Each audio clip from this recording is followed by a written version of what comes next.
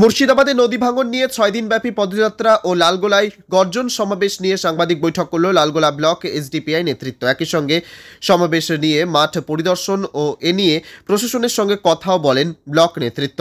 মুর্শিদাবাদের বর্তমানে অন্যতম সমস্যা নদী ভাঙন। বর্তমানে পদ্মা ভাঙনও শুরু হয়েছে। আর এই ভাঙন প্রতিরোধে এবার মুর্শিদাবাদে প্রথম কোনো সংগঠন বৃহত্তর আকারে পথে নামতে চলেছে।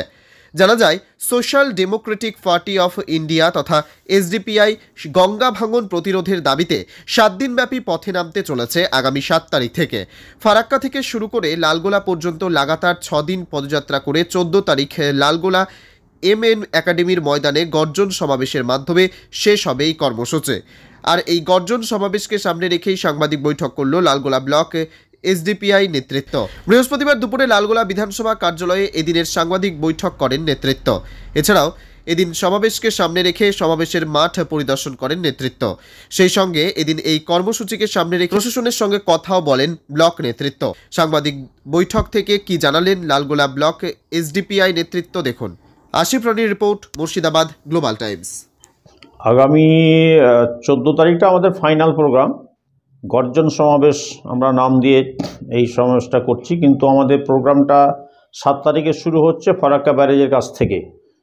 আপনারা জানেন যে ভাঙন একটা ভয়াবহ পরিস্থিতির সৃষ্টি করেছে আমাদের মুর্শিদাবাদ মালদা বিস্তীর্ণ এলাকা জুড়ে।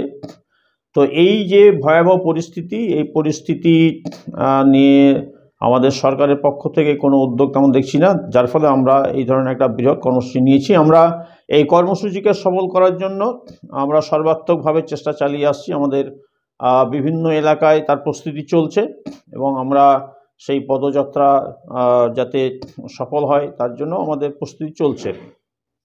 পদযাত্রার মধ্যে কোথা থেকে শুরু হবে? পদযাত্রা তো আমাদের ফারাক্কা ব্যারেজ আছে।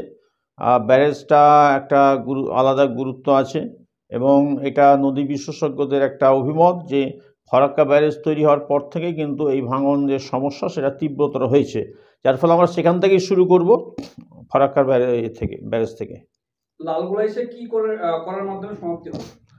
লালগোলায় আমরা যে পদযাত্রা বিভিন্ন বিধানসভার উপর দিয়ে আসবো, মূলত যে নদী অববাহিকা অঞ্চল যেগুলো রয়েছে ভাঙন কবলিত এলাকা, সেই সমস্তগুলোকে অতিক্রম করে এসে আমাদের এখানে ফাইনাল একটা প্রোগ্রাম হবে, যেখানে আমাদের ব্যাপক লোকজন সমাবেশ হবে এবং এই সমাবেশের মধ্য দিয়ে এই সমাবেশটাকে আমরা বিভিন্নভাবে আকর্ষণীয় করে তুলতে চাইছি। আমাদের এখানে সর্বভারতীয় নেতৃত্ব তারা আসবেন। কেন্দ্রীয় কমিটির সদস্য মোহাম্মদ শফি, রাজস্থানে তার বাড়ি, তিনি আসবেন। এছাড়াও আমরা বিভিন্ন মানবাধিকার কর্মী যারা আছেন এবং নদী বিশেষজ্ঞ রয়েছেন তাদেরকে আমরা আমন্ত্রণ জানাচ্ছি এবং তারা আসবেন। এইভাবে আমরা এই সমাবেশটাকে একটা ব্যাপক কর্মসূচির মধ্য দিয়ে একটা উত্তুঙ্গ একটা অন্য মাত্রা আমরা নিয়ে যেতে চাইছি, যাতে এই নদী ভাঙন নিয়ে যে একটা উন্নাসিকতা, তারা যে এই সমস্যাটার প্রতি কোনো গুরুত্ব দিচ্ছে না, এখানকার মানুষ যে বছরের পর বছর ভাঙন কবলিত হয়ে তারা যেভাবে ভুক্তভোগী হচ্ছে, তো সেই ব্যাপারে যাদের জনগণের জাগরণের সঙ্গে সঙ্গে আমরা সরকারকেও একটা বার্তা দিতে চাই যে এই সমস্যাকে উপেক্ষা করার কোনো সম্ভব নয়। জনগণ এর বিরুদ্ধে সোচ্চার হয়েছে। আমরা এইভাবেই সমাবেশটাকে এগিয়ে নিয়ে যাচ্ছি।